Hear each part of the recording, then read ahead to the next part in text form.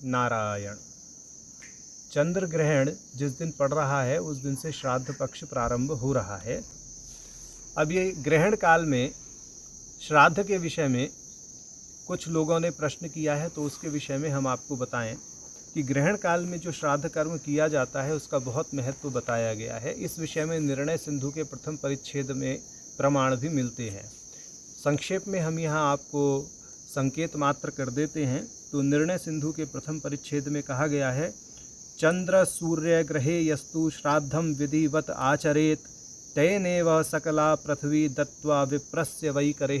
कहने का तात्पर्य यह है कि चंद्र ग्रहण अथवा सूर्य ग्रहण के समय जो व्यक्ति विधिवत श्राद्ध करते हैं उनको बहुत अधिक फल प्राप्त होता है। कितना फल प्राप्त होता है कि मानो उन्होंने संपूर्ण पृथ्वी को ही ब्राह्मण को दान कर दिया हो, इतना फल उन्हें प्राप्त हो जाता है। परंतु ग्रहण काल में एक विशेष बात ध्यान रखनी चाहिए कि जब ग्रहण पड़ रहा हो उस समय जो श्राद्ध किया जाए तो वह बिना पके हुए अन्न के साथ में किया जाए, माने कच्चे अन्न के साथ में। आप आटा, चावल, घी, दूध इस दृष्टि से माने पितरों के निमित्त दे सकते हैं और संकल्प पूर्वक श्राद्ध करना चाहिए। इस विषय में एक विशेष बात और बता दें कि निर्णय सिंधु में ही इस प्रकार का वचन मिलता है कि ग्रहण काल में यदि ब्राह्मण भोजन करे तो उसे दोष लगता है। माने जो ग्रहण काल में जो श्राद्ध कर रहा है यजमान, उसको तो अभ्युदय की प्राप्ति होती है, माने उसका तो अभ्युदय होता है, उसका तो उत्कर्ष होता है। परंतु जो ब्राह्मण ग्रहण काल में भोजन कर लेता है उसको दोष की प्राप्ति होती है। तो इस विषय में प्रमाण है, ग्रहण श्राद्धे भोक्तुर दोषो दातुस्तु अभ्युदयः।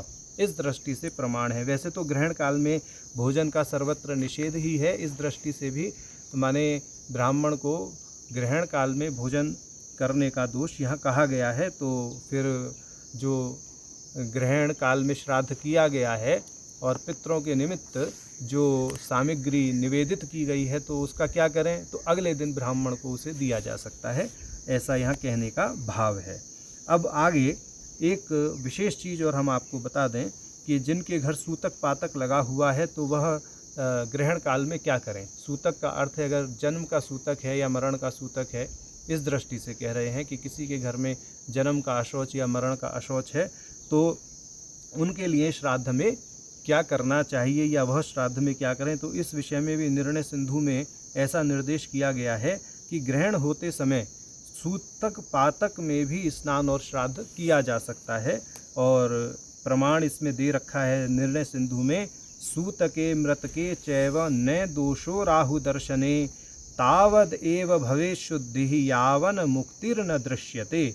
माने सूतक और मृतक, माने सूतक और पातक का राहु दर्शन में दोष नहीं होता जब तक ग्रहण मुक्त ना हो, अर्थात जो राहु की छाया है वह सूर्य अथवा चंद्रमा से ना हट जाए, तब तक सूतक पातक वाले भी शुद्ध माने जाते हैं। कहने का तात्पर्य यह है कि निर्णय सिंधु के अनुसार सूतक पातक वाले भी ग्रहण काल में श्राद्ध आदि कर्म कर सकते हैं। अब गायत्री जप के विषय में आपको कुछ बता रहे हैं। तो ग्रहण काल में गायत्री जप के विषय में कुछ महानुभावों ने प्रश्न किया, तो उस विषय में हम आपको अपना मत दे दें।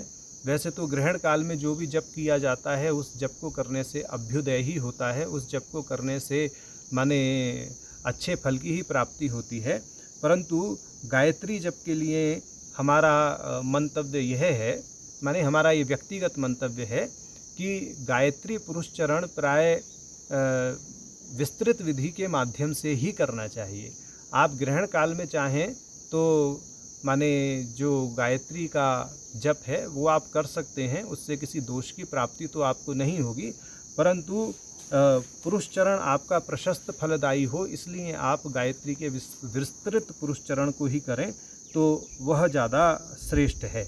ऐसा हमारा अपना ये व्यक्तिगत मंतव्य है। बाकी जिनसे आपने गायत्री मंत्र ले रखा है वह गुरु लोग आपको जैसा मार्गदर्शन करें वैसा आप कर सकते हैं।